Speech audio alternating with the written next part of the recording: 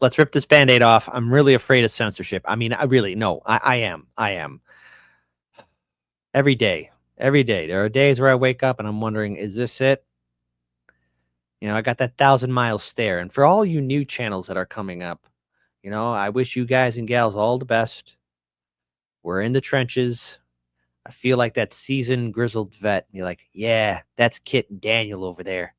They don't make a lot of friends. No, we do like to make friends. It's just this 8 years in the trenches, it messes with the mind. You go a little crazy. And, well, Glenn Greenwald, who's one of the dauntless few, he's got some bad news for all of us, Sunshine. There's escalating censorship, but there's some hope in the unseen. There was a Pew Research Center survey released this week, and the article that presented it by Pew is titled "How Americans View Israel and the Israel-Hamas War at the Start of Trump's Second Term."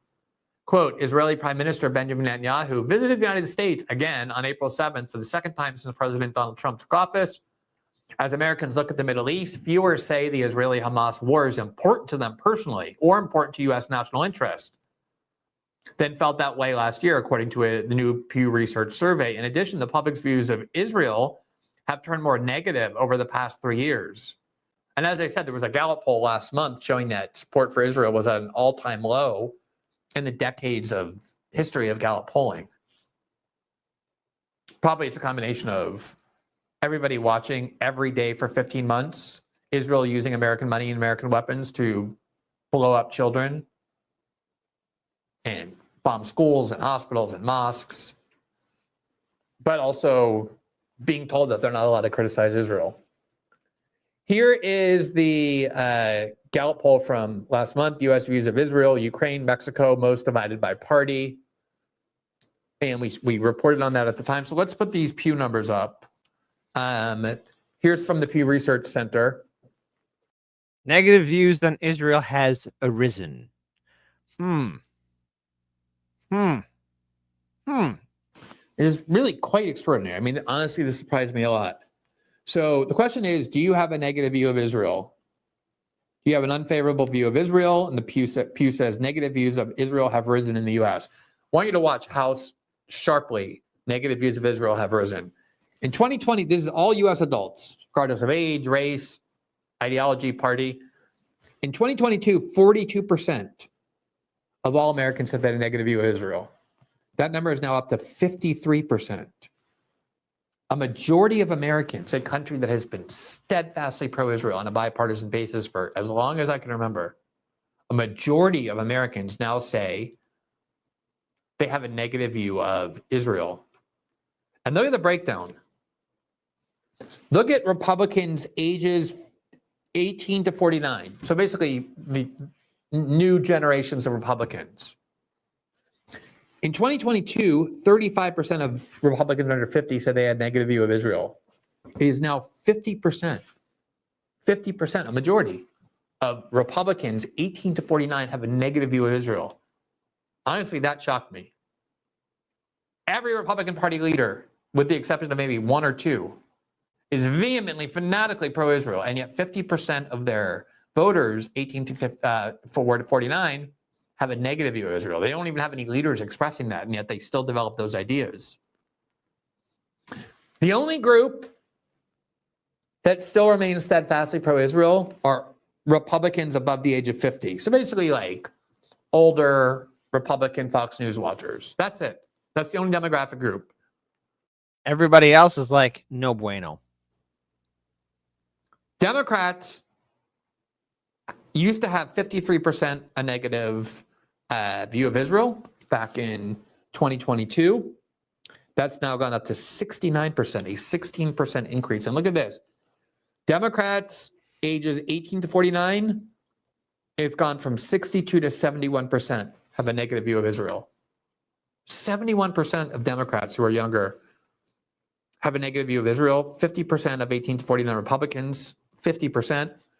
53% overall, and then here you see older Democrats above 50.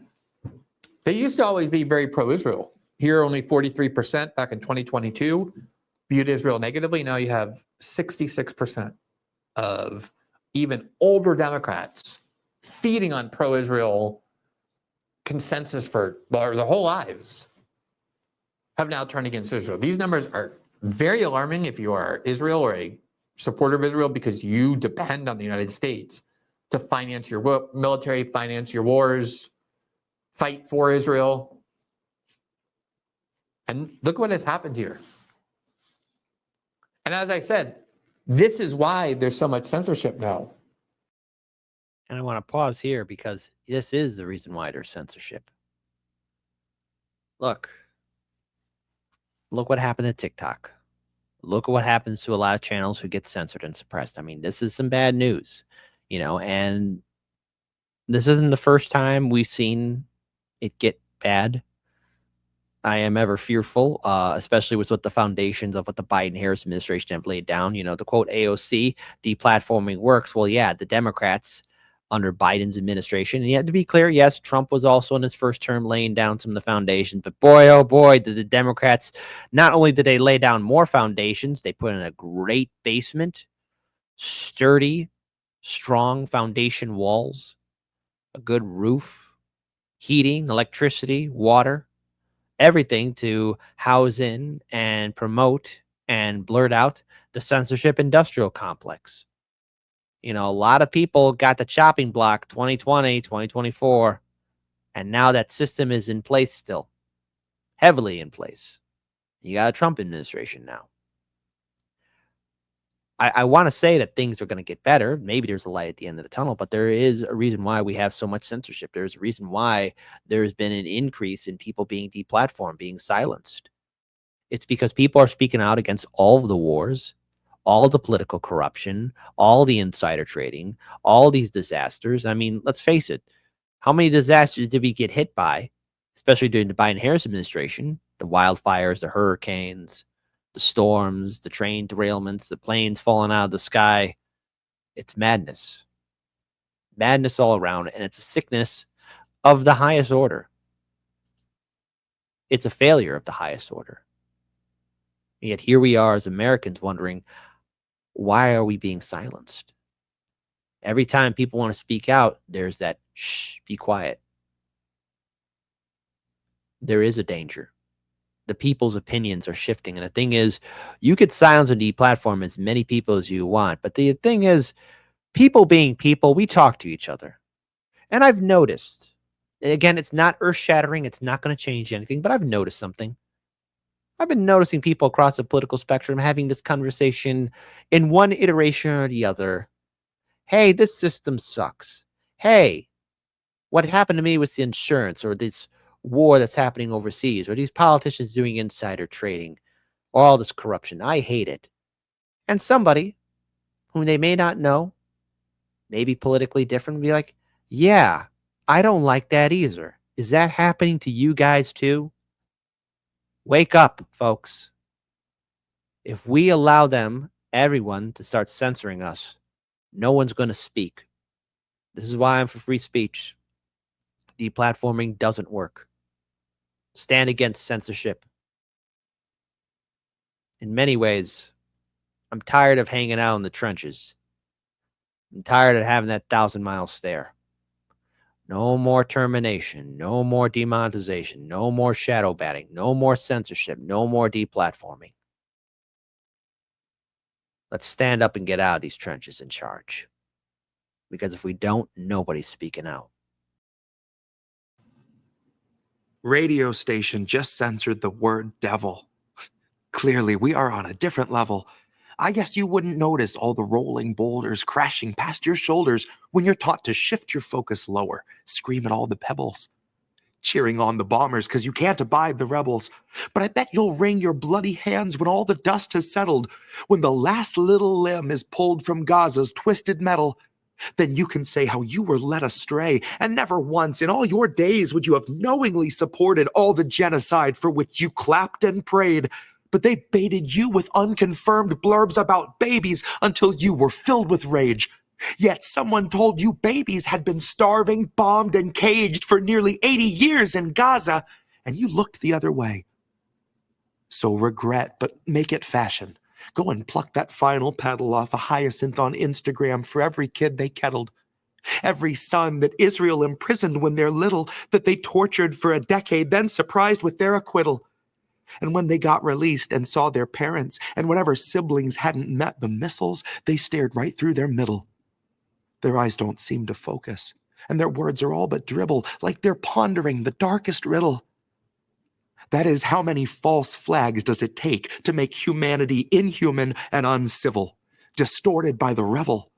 The crooked slant where Israel contorts into America, Biden bathing Bibi in a bloodbath in the bevel. I opened up my feed and I saw children disassembled. Turned some music on and heard the station censor devil.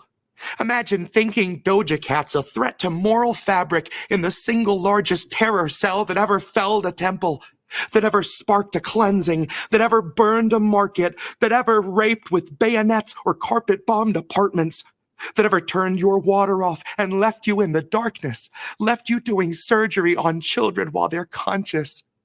You sing the devil's praises every time you sing our anthem. You sing a hymn to him that watched us birth a million phantoms. You'll proudly wave his flag, and yet you will not name the devil? Well, clearly, we are on a different level. I can give you names, shit, I'll give you several. They say the devil wears a different face for every general, like a composite of the char he brought to fields of emerald, and the wail of every childhood we made ephemeral. So who else has left the stain of blood on everything they touch? Who else can starve civilians and they don't so much as blush? Who else has paid for Gaza being flattened into dust? If there's ever been a devil on this earth, then it is us. That's U.S. What an ugly couple letters. Feeding shit and ignorance to those it chose to tether. From the river to the sea, both are slowly growing redder. For the devil that you know just knows you better.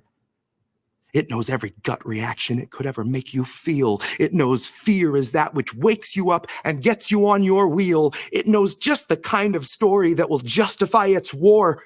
And the scripts are wrapped for World War IV. So just imagine my surprise to give the radio a listen and to hear such pious morals out of Zionists and Christians that they'd take the devil's name and try to clip it from existence while they carry out his bloody business. You would wave a fascist flag, and yet you honor not your Iblis? Name you not Apollyon? Hush you now your witness?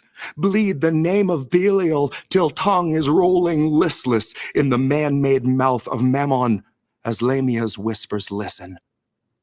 When carts are wheeling bodies through the cities that we crushed, and the very air is rotten with decay of all that was, who else would censor devil yet behave as Legion does? If there's ever been a devil on this earth, then it is us. U.S., but not a unity of souls.